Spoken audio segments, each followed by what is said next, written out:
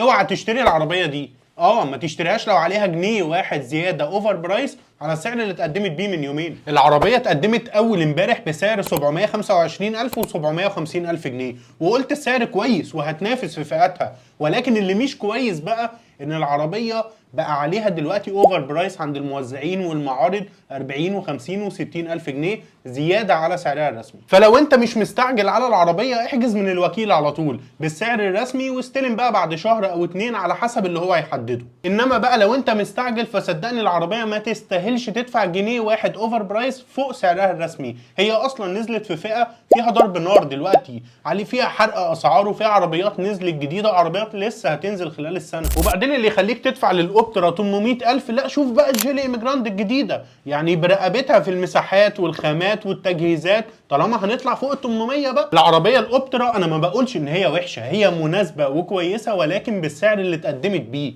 مش اكتر من كده. ونصيحه اخيره مني، لو لقيت اوفر برايس على العربيه اللي انت مقرر تشتريها ومستعجل روح للبديل على طول اللي مفيش عليه اوفر برايس. خلينا نقضي على لعنه الاوفر برايس ده.